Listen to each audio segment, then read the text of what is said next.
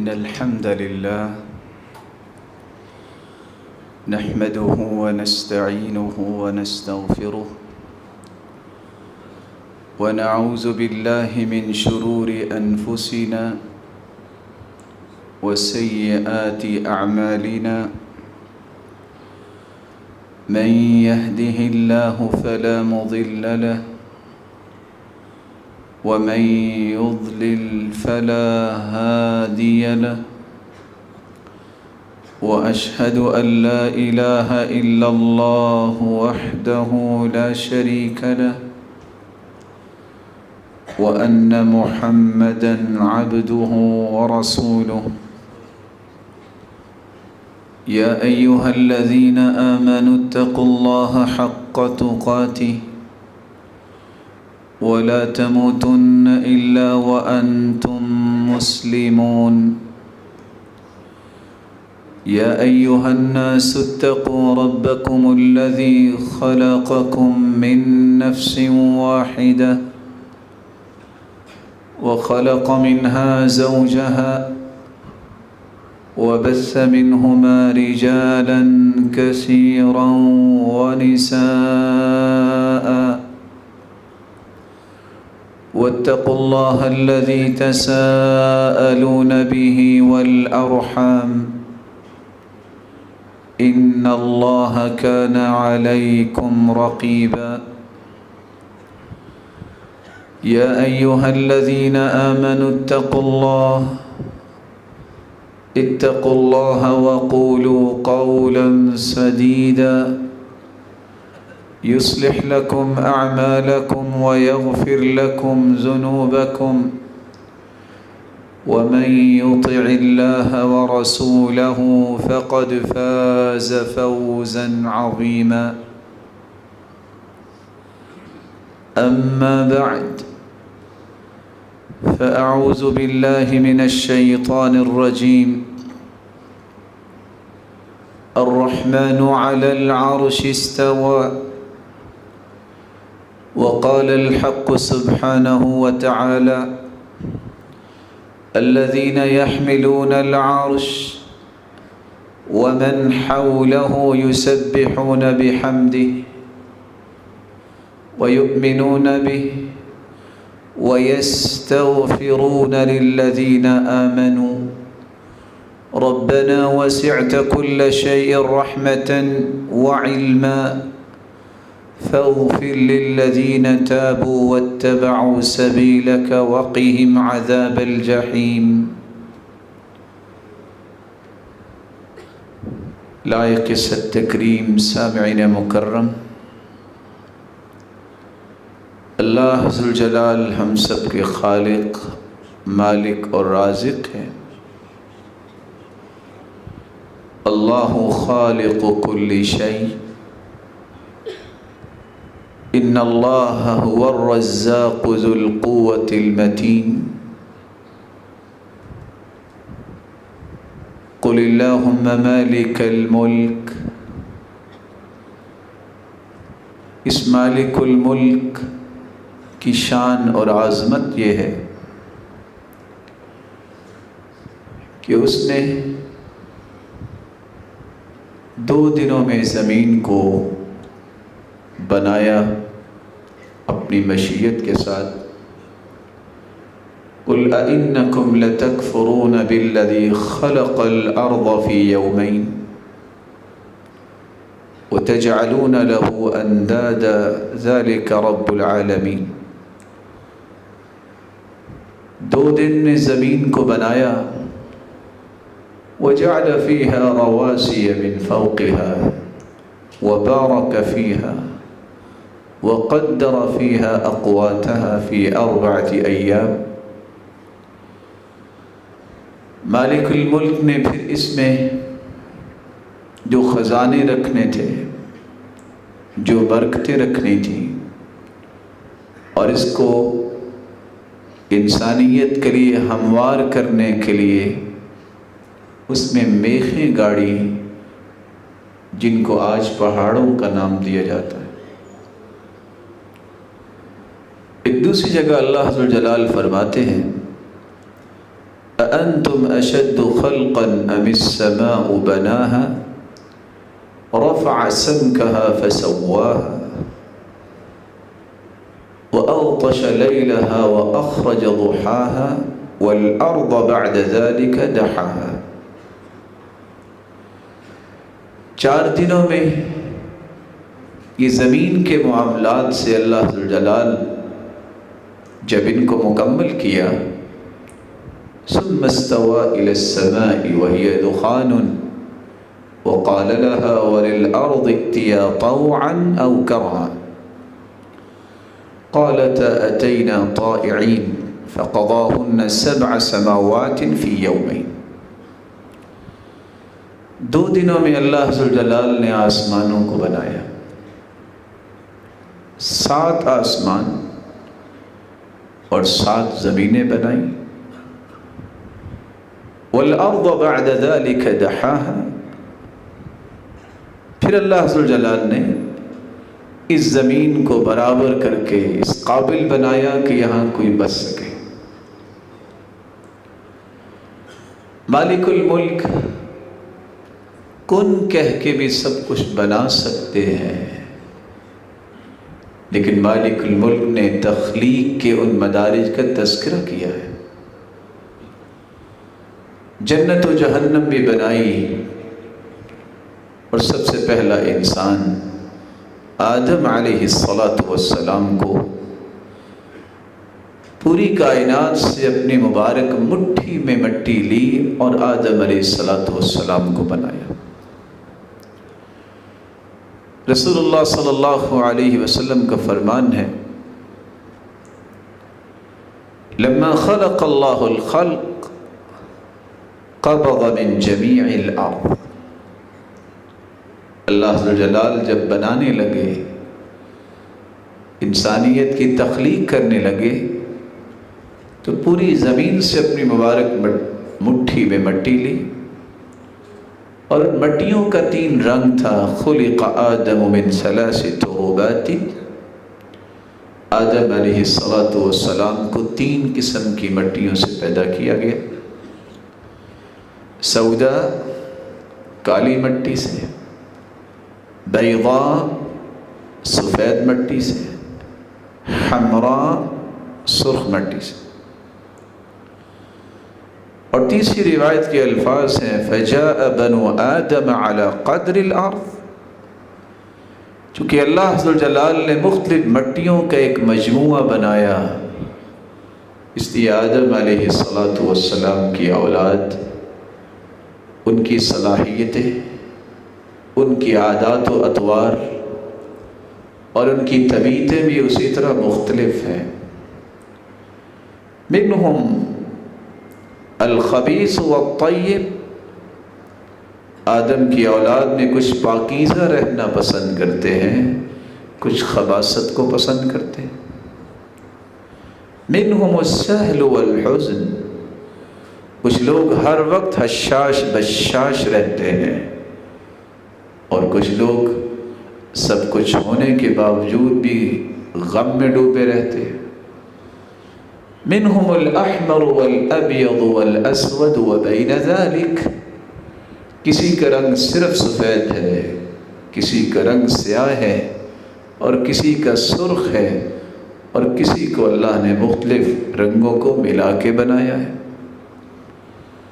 تو ہر وہ عادات و اطوار جو انسان کو آج نظر آتی ہیں، اللہ ذوالجلال نے ہر قسم کی اشیاء کو انسان میں ودیت کیا، لیکن پھر اس کو کنٹرول کرنے کے لیے، راہ راست پہ لانے کے لیے، سیدھا رخ دینے کے لیے اللہ ذوالجلال نے انبیاء کو بھیجا.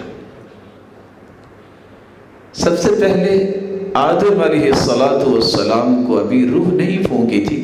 جب اللہ ذوالجلال نے بنایا، فجعل ابلیس یطیف بہ، جنت میں یہ بڑا ڈھانچہ جب نظر آیا، ابلیس نے چکر لگایا اور کہتا ہے یہ کیا؟ فلما رآہ اجوف، صحیح مسلم کی روایت ہے، جب دیکھا کہ ایک ایسی چیز بنائی جا رہی ہے جس کا پیٹ بھی ہے،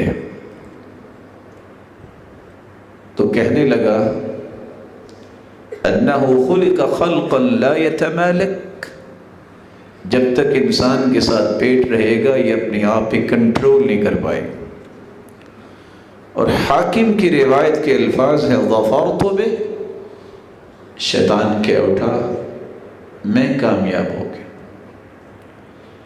اللہ کا حکم تھا، مشیت تھی، آدم علیہ السلام کو اللہ نے دنیا میں اتار لیا، حوا علیہ السلام کو بھی دنیا میں اتار دیا، اور کچھ رول اینڈ ریگولیشنز دیے کہ اب اس جنت میں واپس آنے کے لیے آپ کی اولاد کو یہ اور یہ کام کرنے ہوں گے اور ان کاموں سے بچنا ہوگا۔ اور ایک خوبصورت قصہ جو قرآن نے بیان کیا ہے، جو مختلف اسباق سے لبریز ہے، کہ جس طرح شیطان نے آپ کو ورغلایا یہ کہہ کر هل ادلک علی شجرۃ الخلد وملک لا یبلی، کہ آپ سمجھتے ہیں کہ ہمیشہ ہمیشہ یہاں رہیں، ایسی بادشاہی میں رہیں جو کبھی زائل نہ ہو، تو پھر اس درخت کا پھل کھا لو۔ یہ دھوکہ تھا شیطان کا، جس دھوکے میں آ کے یہ بھول ہوئی سیدنا آدم علیہ السلام سے، نتیجتاً اس پھل کو کھانے سے جس کے بارے میں اللہ نے منع کر دیا تھا کہ اس کا پھل نہیں کھانا، اس کے قریب نہیں جانا، تو اللہ ذوالجلال نے زمین میں اتار دیا۔ مخلوق کو یہ بنیادی طور پر ہی سبق دے دیا کہ جس چیز سے منع کر دیا ہے اس کے قریب نہیں جانا، اور اگر منع کردہ چیزوں سے آپ باز رہیں گے تو پھر ٹھکانہ جنت ہی ہے، پھر اس میں آپ کو پریشان نہیں ہونا چاہیے۔ اللہ عز و جلال نے انسانیت کے 4 گھر بنائے ہیں، ہر گھر دوسرے سے بڑا ہے۔ ایک وہ گھر ہے جس کو ماں کا پیٹ کہتے ہیں، جس میں صرف 9 مہینے اس سے رہنا ہوتا ہے۔ ایک وہ گھر ہے جو اس سے بھی بڑا ہے، جس کو دنیا کہتے ہیں، اعمار امتی ما بین 60 الی 70، جس میں امت کی عمر کی ریشو 60 سے 70 سال ہے۔ کچھ لوگ زیادہ بھی زندگی گزارتے ہیں، لیکن پوری امت کی ریشو یہ ہے 60 سے 70 سال سے زیادہ نہیں ہے۔ پہلے گھر میں انسان کو ہوش نہیں ہوتی، دوسرا گھر یہ امتحان کا گھر ہے، ایک تیسرا گھر اس سے بھی بڑا ہے جس کو قبر اور برزخ کہتے ہیں۔ کتنے ہزار سال ہیں یہ میرے رب کے علم میں ہے، ہمارے علم میں نہیں ہے۔ یہ تیسرا گھر دوسرے گھر کی کارگزاری کا پہلا نتیجہ اور پہلا سٹیپ ہے، اما روضۃ من ریاض الجنہ او حفرۃ من حفر النار، یا یہ جنت کا باغیچہ ہے یا جہنم کا ایک گڑھا ہے۔ اللہ ہم سب کو محفوظ کرے۔ ایک چوتھا گھر ہے جو اصلی گھر ہے، جو قیامت کے بعد ہوگا، اما جنہ او نار، یا جنت یا جہنم۔ اور یہ اس کی مدت کتنی ہے؟ جس طرح پہلے گھر کی مدت 9 ماہ ہے، دوسرے کی مدت 60 سے 70 سال ہے، تیسرے کی مدت ہزاروں سال ہے، اللہ ہی جانتا ہے، لیکن آخر قیامت آئے گی۔ قیامت کے بعد جو گھر ملنے والا ہے وہ ہمیشہ ہمیشہ کے لیے ہے، ابد الآباد ہے۔ اس کے بارے میں میری اور آپ کی سوچ وہاں تک پرواز ہی نہیں کر سکتی جب وہ ختم ہی نہیں ہونے والا۔ اللہ کے رسول نے فرمایا تھا اگر قیامت کے دن کسی کو موت آتی تو اللہ ایک جانور کی شکل میں موت کو لا کے جنت اور جہنم کے درمیان ذبح کروا دیں گے، اگر کسی کو خوشی سے موت اس دن آتی تو جنتیوں کو موت آتی کہ آج موت ذبح ہو گئی ہے اور آج کے بعد ہمیں کبھی موت نہیں آئے گی، اور اگر کسی کو غم سے موت آتی تو جہنمیوں کو موت آتی کہ آج موت ذبح ہو گئی ہے تو موت تو آنی نہیں، ہمیں ہمیشہ جہنم میں رہنا پڑے گا، لیکن موت جو ہے وہ ذبح ہو چکی ہوگی۔ اس کی تفصیلات انشاءاللہ ان 4 گھروں کی ہم کسی جمعے میں بیان کریں گے۔ میں آج جس موضوع پہ بات کرنا چاہتا ہوں، یہ جو آخری گھر ہے یہ میرے رب نے اپنے ہاتھوں سے بنایا ہے۔ خلق اللہ جنت عدن بیدی، میرے مالک نے اپنے ہاتھوں سے، مبارک ہاتھوں سے بنایا ہے۔ اس گھر کے اور قبر کے درمیان ایک مشکل ترین گھڑی ہے جس کو قیامت کہتے ہیں۔ اس مشکل ترین گھڑی کی بابت رسول اللہ صلی اللہ علیہ وسلم نے فرمایا ستحشرون یوم القیامت حفاتا عراتا غرلا بہما، دنیا میں اگر تم 2 لاکھ کی جوتی پہنتے ہو، قیامت کو ہر شخص پاؤں سے ننگا ہوگا۔ دنیا میں مہنگے مہنگے برانڈ استعمال کرتے ہو لباس کے، قیامت کو ہر انسان کے اوپر کوئی کپڑا نہیں ہوگا، بغیر لباس کے ہوگا۔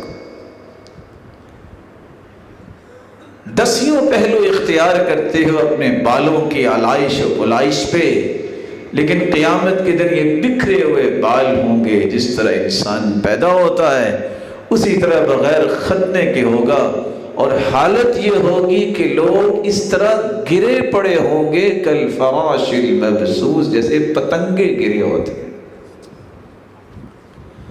آج 1 گھنٹہ باہر دھوپ میں کھڑے ہو کے دیکھیے کہ انسان جھلس جاتا ہے۔ وہ دن جو 50,000 سال کا دن ہوگا، جس دن سورج اتنا قریب ہوگا، یکون الناس علی قدر اعمالہم فی العرق، لوگ پسینے میں شرابور ہوں گے، پسینہ اتنا جسم سے نکلے گا، اتنا نکلے گا کہ کسی کے ٹخنے تک پسینے کا پانی ہوگا۔ منہم من یبلغ الی رکبتین، کسی کا پسینہ گر گر کے اس کے گھٹنے تک آ جائے گا۔ منہم من یبلغ الی حقوائی، اور کسی کا پسینہ اس کی کمر تک آ جائے گا۔ وَمِنْهُمْ مَنْ يُلْجِمُهُمْ إِلْجَامًا، اور کچھ پسینے میں اس طرح ہوں گے کہ ان کے منہ تک ان کا پسینہ آ چکا ہوگا۔ حَتَّى يَذْهَبَ عَرَقُهُمْ فِي الْأَرْضِ 70 ذِرَاعًا، کچھ ایسے بدبخت ہوں گے کہ 70 ہاتھ پسینے میں وہ ڈبکیاں کھا رہے ہوں گے۔ ایک ہی راستہ ہے،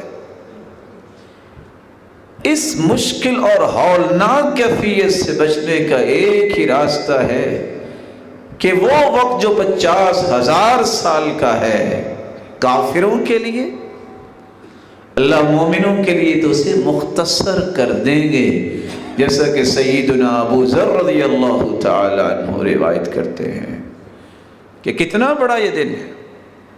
مسند احمد کی روایت ہے انه يخفف على المؤمن حتى يكون اخف عليه من صلاة مكتوبة يصليها في الدنيا، 50,000 سال کا دن کافروں کے لیے ہوگا، لیکن بعض ایسے اللہ کے پیارے ہوں گے کہ ان کے لیے دن اتنا ہی ہوگا جتنا ایک نماز سے دوسری نماز کا وقت دنیا میں ہوتا ہے، مومن کو اتنا ہی محسوس ہوگا۔ لیکن کون سے مومن؟ جن کو اللہ جلال نے اپنے عرش کے سائے کے لیے چن لیا ہوگا۔ اللہ کا عرش 7 زمینیں اور 7 آسمانوں کو اللہ نے بنایا 14 طبق۔ عبداللہ بن مسعود رضی اللہ تعالی عنہ فرماتے ہیں زمین سے آسمان تک کا فاصلہ 500 سال کا ہے، اور اسی طرح ساتوں آسمانوں کا ہر آسمان کا فاصلہ ہے۔ ساتوں آسمانوں کے اوپر اللہ ذوالجلال نے جو قرآن میں فرمایا ہے کرسی ہے، اور اس کے اوپر جو پانی ہے 500 سال کا فاصلہ ہے، اور پانی پر اللہ کا عرش ہے، اور اللہ عرش پر مستوی ہیں، بلند ہیں، قائم ہیں۔ سلسلہ صحیحہ کی روایت ہے، سیدنا ابو ذر فرماتے ہیں دخلت المسجد الحرام فرأيت رسول اللہ صلی اللہ علیہ وسلم وحدہ، میں مسجد حرام میں گیا، میں نے سید المرسلین کو اکیلے بیٹھا پایا، فجلست الیہ، میں فوراً آپ کی خدمت میں حاضر ہو گیا، میں نے ایک سوال کیا، یا رسول اللہ صلی اللہ علیہ وسلم، ایوما آیت نزلت علیک افضل، سرتاج رسول ایک بات تو بتائیے، آپ پر سب سے بڑی فضیلت والی آیت کون سی نازل ہوئی؟ آپ نے فرمایا آیت الکرسی۔ یہ وہ آیت الکرسی ہے کہ اگر فرض نماز کے بعد کوئی پڑھ لیتا ہے لم يمنعه من دخول الجنة الا ان يموت، اس مومن اور جنت کے درمیان صرف موت کا پردہ حائل ہوتا ہے، جس دن آنکھیں بند ہوں گی یہ جنتی مہمان ہوگا۔ پھر آپ نے فرمایا السماوات السبع، ساتوں آسمان، ان کی حیثیت کرسی کے مقابلے میں یہ ہے، کیونکہ آسمانوں کے اوپر کرسی، فی الکرسی کحلقۃ ملقاۃ بارض فلاح، ایک چھوٹی سی انگوٹھی کو ایک کھلے میدان میں رکھا جائے تو انگوٹھی نظر آئے گی؟ جس طرح یہ انگوٹھی ایک کھلے میدان میں رکھی جائے، اس طرح ساتوں آسمان جو ہے یہ کرسی کے مقابلے میں اتنے چھوٹے ہیں۔ وَفَضْلُ الْعَرْشِ عَلَى الْكُرْسِي كَفَضْلِ فُلَاتٍ كَفَضْلِ تِلْكَ الْفُلَاتِ عَلَى تِلْكَ الْحَلْقَةِ، جس طرح ساتوں آسمان اور کرسی کا مقابلہ ہے، فرمایا اللہ کا عرش کرسی سے اتنا بڑا ہے جتنا یہ میدان اس انگوٹھی کے مقابلے میں بڑا ہے، اور اللہ ذوالجلال عرش پر مستوی ہیں، لا يخفى علیہ خافیہ۔ عبداللہ بن مسعود رضی اللہ تعالیٰ عنہ کی روایت کے الفاظ ہے لا يخفى علیہ شیء من اعمالکم، اللہ عرش پر ہے لیکن آپ کا کوئی بھی عمل اس پہ مخفی نہیں، ایک ایک چیز کو وہ جانتا۔ رسول اللہ صلی اللہ علیہ وآلہ وسلم پر جو قرآن اترا ہے، جب سے امت نے منہ پھیرا ہے اس قرآن سے، ذلت اور رسوائی اس کا سبب بنا ہے، جس کو اللہ کا ہی پتہ نہیں۔ اللہ ذوالجلال نے ایک نہیں 7 مرتبہ قرآن میں اس کا تذکرہ کیا ہے۔ الرحمن علی العرش استوى، اللہ عرش پر مستوی ہیں، بلند ہیں، قائم ہیں۔ ثم استوى علی العرش، ایک نہیں 7 مرتبہ اس کا تذکرہ ہے، اور قرآن مجید میں 21 مرتبہ لفظ عرش استعمال ہوا ہے۔ اور قرآن یہ بھی کہتا ہے الیہ یصعد الکلم الطیب والعمل الصالح یرفعہ، پاکیزہ چیزیں آسمان کی طرف چڑھتی ہیں، اللہ کے پاس جاتی ہیں، اچھے بول اور اچھے کلمات بھی اللہ کے پاس فرشتے لے کے جاتے ہیں۔ تعرج الملائکۃ والروح، فرشتے اور جبریل امین زمین پہ اترتے بھی ہیں تو واپس اللہ کے پاس جاتے ہیں۔ لیکن تعجب اس بات کا ہے جس شخص کو اللہ کی معرفت نہیں، وہ اللہ کے احکامات کی معرفت کیا حاصل کر سکتا؟ کسی نے یہی کہہ دیا کہ اللہ ذوالجلال نعوذ باللہ من ذالک کسی نے ماننے سے انکار کر دیا، جیسے ملحدین آج یہ کہتے ہیں۔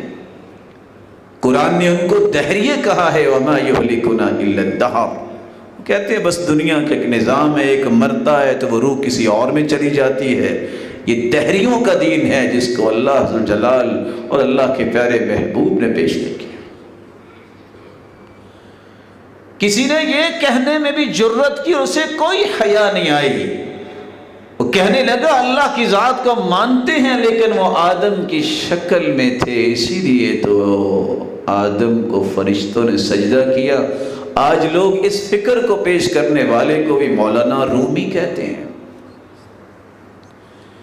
کسی نے اس سے آگے بھی کہنے میں کوئی عار محسوس نہ کی اور کہا کہ ہم مانتے ہیں اللہ کی ذات ہے، لیکن اللہ کی ذات مدینے میں اتر آئی تھی محمد مصطفیٰ کی شکل میں، نعوذ باللہ من ذالک۔ اور یہی بات جو ہے آپ کتابیں پڑھ کے دیکھیں، دیوان فرید ہو یا اس طرح کی کتابوں میں یہی کچھ لکھا جاتا ہے۔ اس کو اللہ کی معرفت نہیں ہے کہ اللہ ذو الجلال نے قرآن میں کیا فرمایا ہے اور حدیث کیا کہہ رہی ہے۔ اور کسی نے اس سے بھی آگے بات کہہ دی،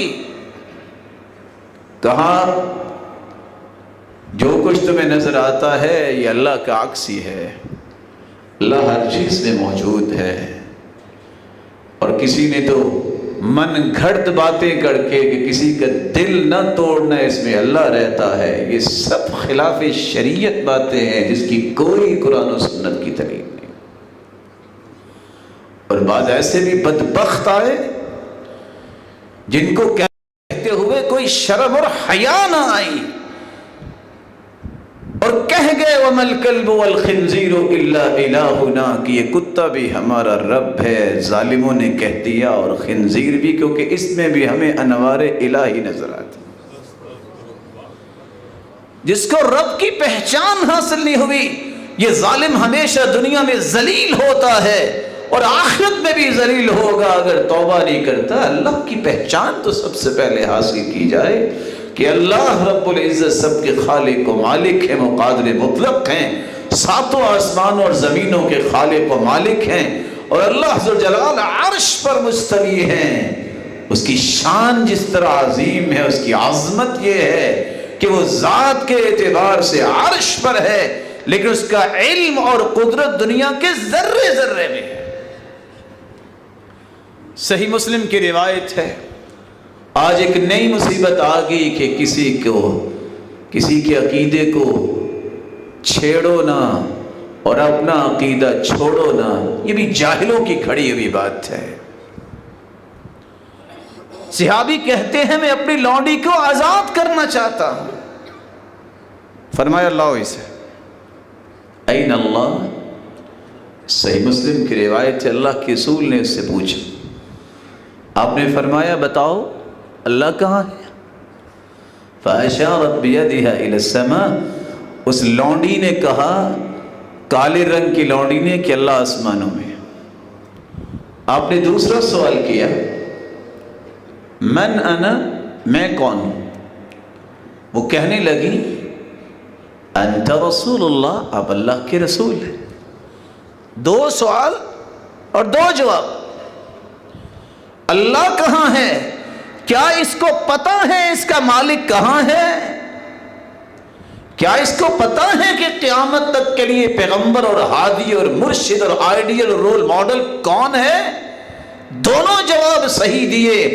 آپ نے فرمایا اعتقها فإنها مؤمنہ، جاؤ اسے آزاد کر دو، یہ مومنہ ہے۔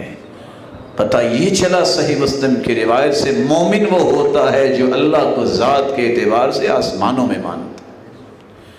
اس لیے تو امام ابو حنیفہ رحمۃ اللہ علیہ کہا کرتے تھے، من لم يقر ان اللہ علی العرش فقد کفر، جو اقرار نہیں کرتا کہ اللہ عرش پر ہے اس نے تو کفر کیا ہے۔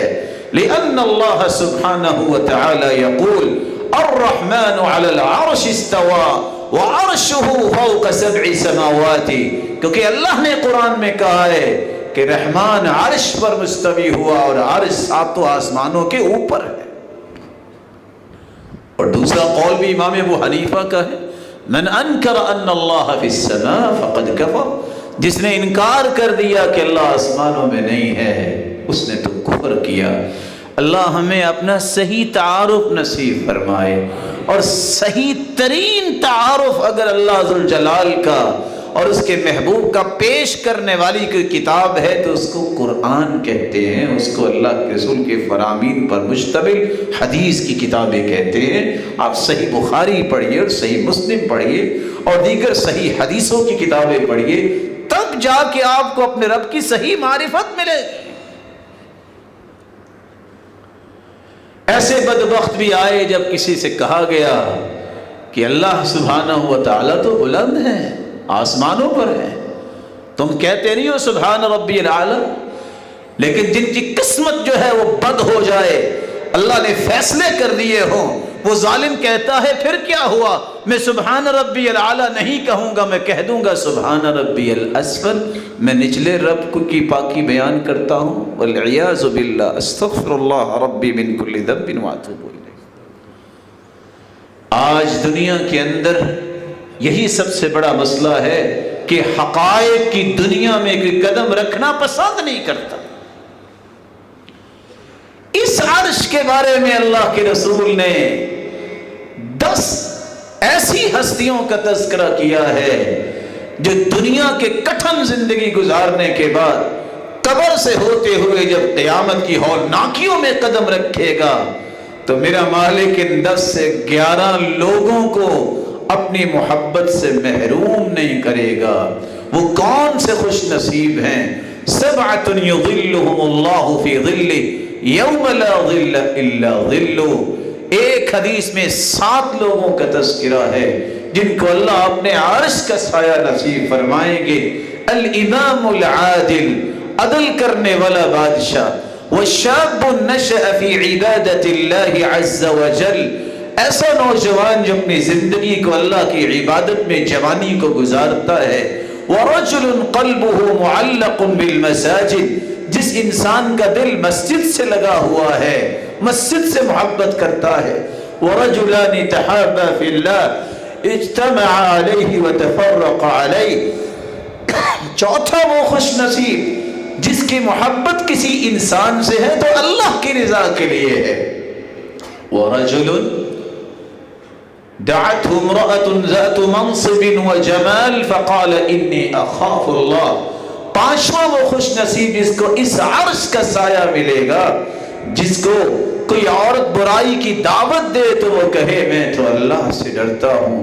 ورجل تصدق بصدقة فأخفاها حتى لا تعلم شماله ما تنفق يمينه، اور چھٹا وہ انسان جس کو عرش کا سایہ ملے گا جو دائیں ہاتھ سے صدقہ کرتا ہے رب کی رضا کے لیے، لیکن ریاکاری اور شہرت نہیں چاہتا، اس کے بائیں ہاتھ کو بھی پتہ ہی نہیں چلتا۔ اور 7واں خوش نصیب وَرَجُلٌ ذَكَرَ اللَّهَ خَالِيًا فَفَاضَتْ عَيْنَاهُ، جو اکیلا بیٹھ کے اللہ کی یاد میں آنسو بہا لیتا ہے۔ یہ اس قدر قیمتی آنسو ہے کہ اللہ اسے اپنے عرش کا سایہ نصیب فرمائیں گے۔ اور 8واں خوش نصیب وہ انسان ہے من محى عن غریمی او عفا عنہ اظلہ اللہ یوم القیامہ فی ظل عرشی، جو شخص کسی کا قرض دور کر دیتا ہے یا کسی کا قرض معاف کر دیتا ہے، اللہ اس سے بھی اپنے عرش کا سایہ نصیب فرمائیں گے۔ 9واں وہ خوش نصیب ہے من انظر معسرا او وضع له، جو کسی تنگ دست کو مال دے کر پھر مہلت دیتا ہے یا اس سے یہ تنگ دستی ہی دور کر دیتا ہے۔ اضلہ اللہ یوم القیامہ، اللہ قیامت کے دن اسے اپنا عرش کا سایہ نصیب فرمائیں گے۔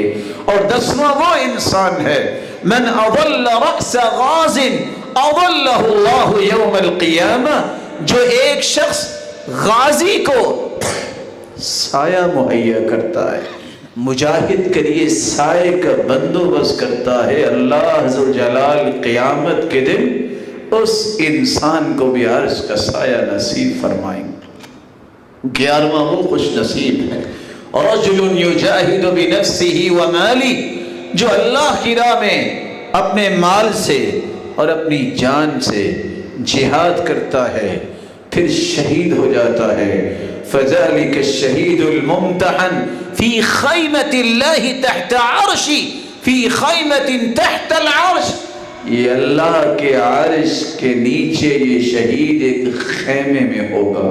اور بارہواں وہ خوش نصیب ہے، ظل المؤمن یوم القیامت صدقتہ، جو صدقہ کرنے والا ہے، اللہ ذوالجلال کا یہ پیارا بندہ قبر سے نکلے گا، دھوپ اس کو نہیں لگے گی، اس کا صدقہ ہی اس کا سایہ بن جائے گا، اور اسی طرح اسی چھتری اور امبریلا کے نیچے اللہ کے عرش میں پہنچنے والا ہے۔ آئیے ان ہستیوں کے بارے میں کچھ تفصیلات سنیے۔ عادل بادشاہ، جوانی خوبصورت عبادت میں گزارنے والا، مسجدوں سے محبت کرنے والا، اللہ کے لیے کسی سے محبت اور تعلق استوار کرنے والا، برائی کی دعوت ملنے پر اللہ کے خوف کو پیش کرنے والا اور دور رہنے والا، اور صدقہ خفیہ کرنے والا اور شہرت اور ریاکاری سے بچنے والا، اور ساتواں اکیلا بیٹھ کے اللہ کے سامنے رونے والا، اور آٹھواں جو لوگوں کا قرض اتار دے یا دے کر معاف کر دے، اور نوواں تنگ دست کی تنگ دستی کو دور کرنے والا یا مہلت دینے والا، اور دسواں جو غازی کے لیے سائے کا بندوبست کرتا ہے، اور 11واں جو اللہ کی راہ میں شہید ہوتا ہے، اور 12واں شخص جو صدقہ کرنے والا ہے۔ الامام العادل، عدل و انصاف کرنے والا بادشاہ اللہ کے عرش کے سائے میں ہوگا۔ عدل یہ وہ منہج ہے جو ہر مسلمان کا منہج ہونا چاہیے۔ 3 باتوں میں عدل، جب بھی بات کرو عدل کی کرو، وَإِذَا قُلْتُمْ فَعْدِلُوا، جب بھی فیصلہ کرو عدل کا، وَإِذَا حَكَمْتُمْ بَيْنَ النَّاسِ أَن تَحْكُمُوا بِالْعَدْلِ، جب بھی کسی سے نفرت بھی کرو محبت بھی کرو تو عدل کی بنیاد پہ، وَلَا يَجْرِمَنَّكُمْ شَنَآنُ قَوْمٍ عَلَىٰ أَلَّا تَعْدِلُوا، کسی قوم کی مخالفت کی وجہ سے عدل نہ چھوڑو۔ یہ وہ منہج ہے جو قرآن نے دیا ہے، جس قوم کا یہ منہج بن جائے وہ قوم کبھی ذلیل و رسوا نہیں ہوتی۔ عدل و انصاف اتنی بڑی صلاحیت ہے اللہ ذوالجلال نے، اس لیے عدل و انصاف اختیار کرنے والوں کو اتنا پسند کیا ہے کہ جہاں اپنی گواہی دی ہے وہاں اللہ مالک الملک نے عدل و انصاف اختیار کرنے والوں کی گواہی کو بھی اپنی گواہی کے ساتھ ملا کے قرآن بنا کے پیش کر دیا۔ شہید اللہ انہ لا الہ الا ہو والملائکۃ وَأُولُو الْعِلْمِ قَائِمًا بِالْقِسْطِ لَا إِلَٰهَ إِلَّا هُوَ الْعَزِيزُ الْحَكِيمُ۔ اللہ نے بھی گواہی دی ہے کہ اس کے سوا کوئی عبادت کے لائق نہیں، فرشتے بھی یہی گواہی دیتے ہیں، اور پھر علم والے 7.5 سے 8 ارب لوگ دنیا میں ہیں اس وقت، کچھ 6 ارب تو ہیں ہی کافر، باقی 1.5 ارب میں کتنے لوگ علم والے ہیں؟ پھر علم والوں میں بھی عدل و انصاف پہ قائم رہنے والوں کی گواہی کو اللہ نے اپنی گواہی کے ساتھ پیش کیا۔ اس قدر یہ عظیم صفت ہے، کسی بندے کی زبان پہ عدل آ جائے، اس کی اعمال عدل کے مطابق ہوں، اس کی محبت و نفرتوں کا معیار عدل بن جائے۔ رسول اللہ صلی اللہ علیہ وسلم نے فرمایا ثلاث لا ترد دعوتهم، 3 ایسے خوش نصیب ہیں اللہ ان کی دعاؤں کو رد نہیں کرتا۔ دعوت الصائم حتى يفطر روزہ رکھنے والا جب تک روزہ افطار نہ کر لے جو دعا کرے گا اللہ اس کی دعا کو رد نہیں کرتے. اور دوسرا والامام العادل، عدل کرنے والا بادشاہ اگر دعا کرتا ہے اللہ اس کی دعا کو رد نہیں کرتے. ودعوت المظلوم، اور مظلوم کی آہ و بکا کو بھی اللہ رد نہیں کرتے. اتنی عظیم صفت ہے جس وجہ سے عرش کا سایہ ملنے والا ہے. ان المقسطین علی منابر من نور عن یمین الرحمن وکلتا یدیہ یمین الذین یعدلون فی حکمہم واہلیہم وما ولوا. انصاف کرنے والوں کو قیامت کے دن اللہ دائیں جانب نور کے ممبروں پہ بٹھائیں گے. یہ کون ہیں؟ نور کے ممبروں پہ بیٹھنے والی ہستیاں جو اپنے فیصلوں میں بھی عدل، اپنے گھر والوں کے معاملات میں بھی عدل، اور جو ذمہ داریاں ان کے سپرد کی گئی ان میں بھی عدل کو اختیار کرتے ہیں. یہ تین کام کرنے والے قیامت کے دن اللہ ذوالجلال ان کے لیے نور کے ممبر بنائیں گے جن پہ ان کو بٹھایا جائے. رسول اللہ صلی اللہ علیہ وسلم نے فرمایا تھا یہی لوگ ہی کامیاب اور کامران ہونے والے ہیں. ثلاث منجیات، تین چیزیں نجات دینے والی ہیں. خشیت اللہ فی السر والعلانیہ والعدل فی الغضب والرضا. ایک اللہ کا خوف خلوت میں بھی اور جلوت میں بھی، اور دوسرا عدل و انصاف. آپ غصے میں ہیں یا آپ راضی ہیں عدل کو نہ چھوڑیے. اور یہ صرف جس کے اندر آ جائے اللہ ذوالجلال اسے کبھی ناکام نہیں ہونے دیتے، وہ دنیا اور آخرت میں کامیاب ہونے والا. والقصد فی الفقر والغنا، اور تیسری چیز میانہ روی اختیار کرنا. نہ فضول خرچ ہے نہ بخیل ہے، میانہ روی سے اپنی زندگی گزارنے والا یہ بھی ناکام نہیں ہوتا. وشاب نشأ بعبادت اللہ عز وجل، دوسرا خوش نصیب جو نوجوان اللہ کی عبادت میں گزارتا ہے اپنی جوانی کو. کیسا نوجوان، کیسی اس کی عبادت. یہ 12 سال کا بچہ عبداللہ ابن عباس سید المرسلین کے ساتھ بیٹھا ہوا ہے رضی اللہ عنہ، اور سید المرسلین اس نوجوان کو نصیحت کر رہے ہیں. الا اعلمک کلمات احفظ اللہ یحفظک احفظ اللہ تجدہ تجاہک. اے نوجوان تم ان کلمات کو یاد کر لو، اللہ تیری حفاظت فرمائیں گے. تو ان کی حفاظت کر لے، جہاں بھی تم ہوگے اللہ کی رحمت کے سائے میں ہوگے. گنتی کے 4 کلمات اللہ کے رسول نے سکھائے. فرمایا اذا استعنت فاستعن باللہ واذا سألت فاسأل اللہ. بیٹا جب بھی تم نے سوال کرنا ہے تو اس ہستی کو جو کسی کے سوال کو رد نہیں کرتی وہ اللہ کی ذات ہے. تم نے مدد طلب کرنی ہے تو اس ہستی تھے جس کی مدد آ جائے تو دنیا کی کسی مدد کی ضرورت نہیں ہے، وہ اللہ کی ذات. اور تیسرا کلمہ وَاعْلَمْ أَنَّ الْأُمَّةَ لَوْ اجْتَمَعَتْ عَلَىٰ أَن يَنْفَعُوكَ بِشَيْءٍ لَمْ يَنْفَعُوكَ إِلَّا بِشَيْءٍ قَدْ كَتَبَهُ اللَّهُ لَكَ. بیٹا تیسری بات یہ ہے، یقین کر لو ساری دنیا جمع ہو کے تجھے نفع دینے کی بات کرے تو نفع تمہیں کبھی نہیں ملے گا جب تک تیرے رب کا فیصلہ نہیں ہو.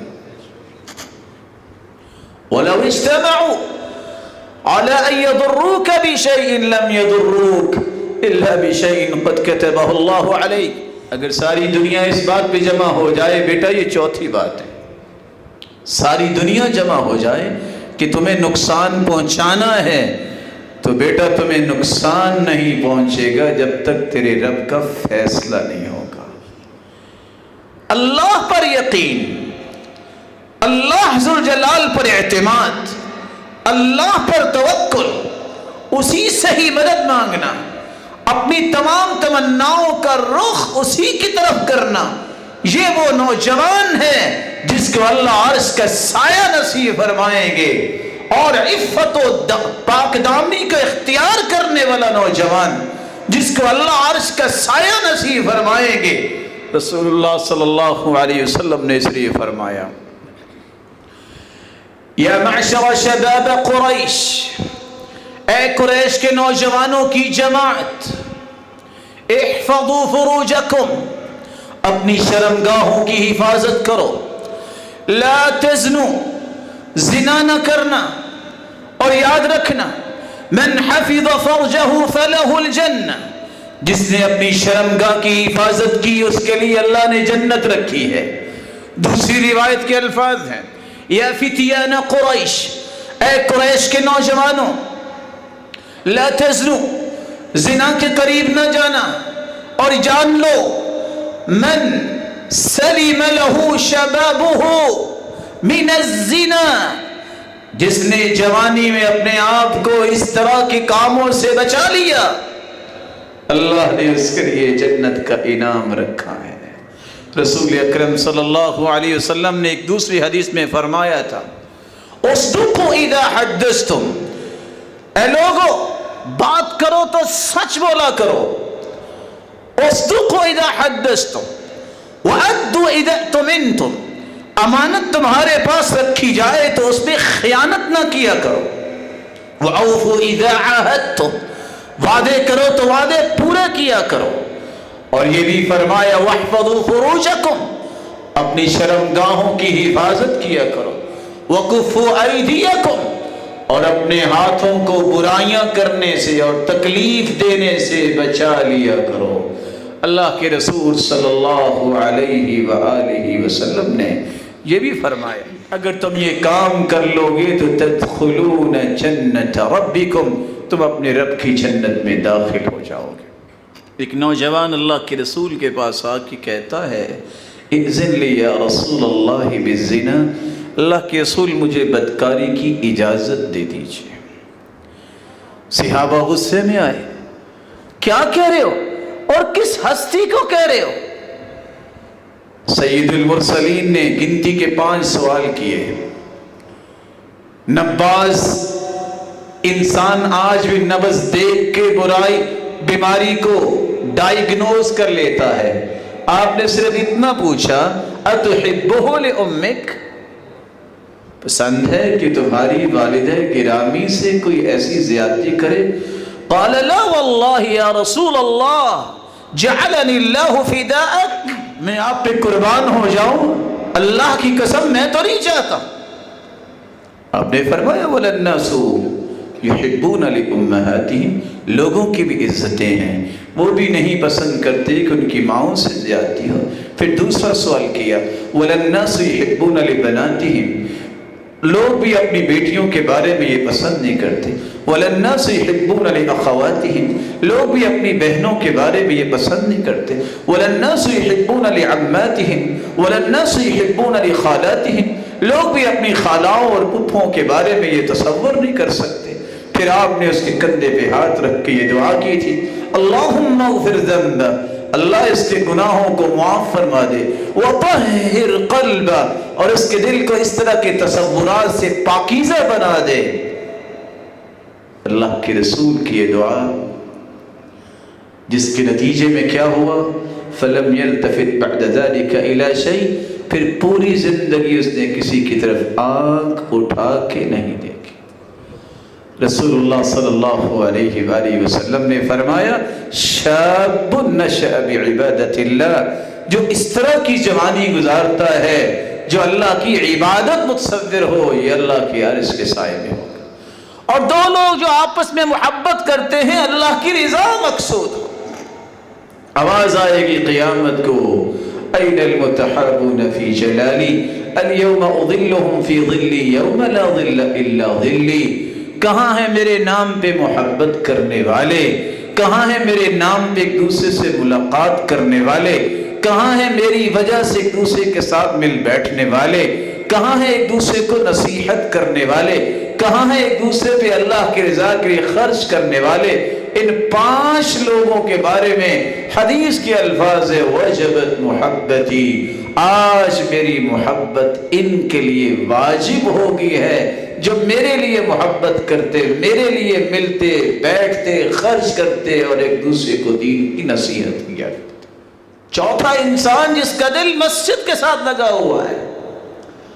حیرانگی کی بات ہے، دنیا کا بڑے سے بڑا افسر گھر سے نکلتا ہے تو گاڑی جھنڈے والی اس کے ساتھ ہوتی، جو گھر سے مسجد کی طرف نکلتا ہے ان الملک یغدو برایتہ معہ، اللہ کا ایک نورانی فرشتہ ایک جھنڈا لے کے اس کے ساتھ نکلتا ہے، جب تک وہ مسجد میں نماز پڑھ کے گھر واپس نہیں چلا جاتا اللہ کا نورانی فرشتہ جھنڈے کے ساتھ اس کے ساتھ ہی رہتا ہے۔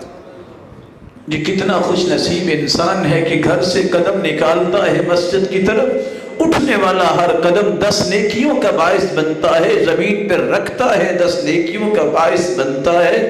جب مسجد میں پہنچتا ہے کوئی سیکھتا اور سکھاتا ہے، گھر واپس آتا ہے، اللہ اسے حج کا ثواب عطا کر دیتے ہیں۔ وَهُوَ بِمَنزِلَةِ الْمُجَاهِدِ فِي سَبِيلِ اللَّهِ، رہتا اپنے ہی گاؤں شہر محلے بستی میں ہے، لیکن اللہ اس کا نام اس لسٹ میں شامل کر دیتے ہیں جو میدان جہاد میں جہاد کرنے والا ہے۔ یہ ساری فضیلت اسے ملتی ہے تو اس کا سبب کیا ہے؟ اس کا دل مسجد کے ساتھ لگا ہوا ہے۔ رسول اللہ صلی اللہ علیہ وسلم نے 5ویں بات بتائی، برائی کی دعوت ملنے پر کہتا ہے نہیں میں اللہ سے ڈرتا ہوں۔ سفیان ابن عیینہ رحمہ اللہ اس لیے فرماتے ہیں اجہل الناس من ترک ما یعلم، دنیا میں سب سے بڑا جاہل دیکھنا ہے تو وہ شخص ہے جس کو پتا ہے لیکن عمل نہیں کرتا۔ وَأَعْلَمُ النَّاسِ مَنْ عَمِلَ مَا يَعْلَمُ، دنیا میں سب سے بڑا عالم دیکھنا ہے تو اسے دیکھ لو جس کو جو پتا ہے اس پہ عمل کرتا ہے۔ وَأَفْضَلُ النَّاسِ أَخْشَعُهُمْ لِلَّهِ، اور کائنات میں سب سے بڑی فضیلت اللہ اس کو عطا کرتے ہیں جو سب سے زیادہ اللہ کا خوف رکھنے والا ہے۔ رسول اللہ صلی اللہ علیہ وآلہ وسلم نے ایک چھٹی بات بھی بیان کی، جو صدقہ خفیہ کرتا ہے اللہ اس کو بھی عرش کا سایہ دے گا۔ یہ صدقہ ایمان کی دلیل بھی ہے، یہ قابل رشک انسان کو بنا دیتا ہے، اس سے انسان کے گناہ معاف ہوتے ہیں۔ اور آپ سن کے پریشان ہوں گے صدقہ کرنے سے 70 شیطانوں کے منہ بند ہو جاتے ہیں، اور صدقہ کرنے سے گناہ اس طرح دھل جاتے ہیں جس طرح پانی ڈال کے آگ ختم کر دی جاتی ہے۔ صدقے سے انسان کو بری موت سے بچایا جاتا ہے، اللہ کا غصہ ٹھنڈا ہو جاتا ہے، انسان کی قبر بھی ٹھنڈی ہو جائے گی، اور حشر کو بھی انسان اپنے صدقے کے سائے میں چل کے اللہ کے عرش کے سائے میں پہنچ جائے گا۔ اور 7واں انسان اللہ ذو جلال کے خوف سے آنسو بہانے والا، اللہ کی یاد میں وقت گزارنے والا، اللہ کے ذکر کو اپنے دل کے اطمینان سمجھنے والا، اس کو بھی اللہ عرش کا سایہ نصیب فرمائیں گے۔ اللہ ذو جلال ایسے اعمال کی توفیق دے جس سے اس کے عرش کا سایہ نصیب ہو۔ آخر دعوانا الحمدللہ۔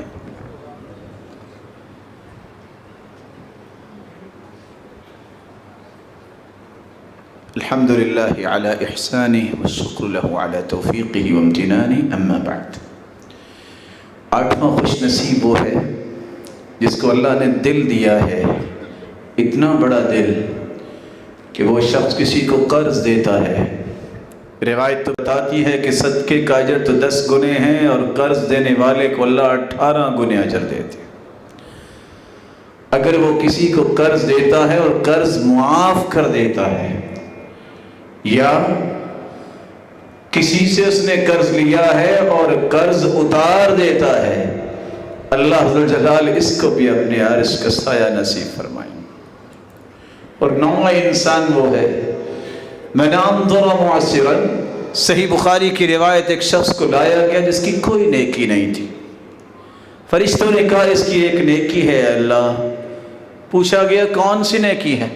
کہا یہ لوگوں کو کچھ مال دیا کرتا تھا اور ڈھیل دیا کرتا تھا، وہ کہتے تھے ہمارے پاس ابھی نہیں ہے تو یہ ڈھیل دے دیتا۔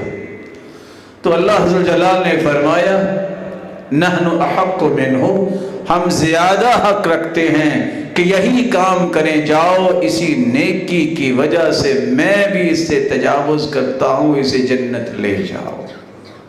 اس نیکی کی بدولت رسول اللہ صلی اللہ علیہ وسلم نے فرمایا کہ اللہ نے اسے جنت عطا کر دی۔ اللہ عز و جلال سے دعا ہے مولا کریم ایسا ایمان دے جو تجھے پسند آ جائے، اور ایسے قول و عمل عطا فرما جو تیری رضا کا باعث بنائے۔ اللہ تیری رحمت کے بغیر، تیری توفیق کے بغیر کوئی گناہوں سے نہیں بچ سکتا، سب کو گناہوں سے محفوظ فرما۔ مولا کریم جو بیمار ہیں ان کو صحت یاب فرما، جو کسی بھی غلط راہ کو اختیار کرنے والے انہیں صراط مستقیم نصیب فرما۔ جس طرح تیرے گھر میں جمع ہونے والے یہ روشن چہرے جمع ہوتے ہیں، مولا کریم انہیں جنت الفردوس میں بھی جمع فرما، اور اپنے محبوب کی رفاقت اور اپنے دیدار کا مستحق بنا۔ وآخر دعوانا الحمدللہ۔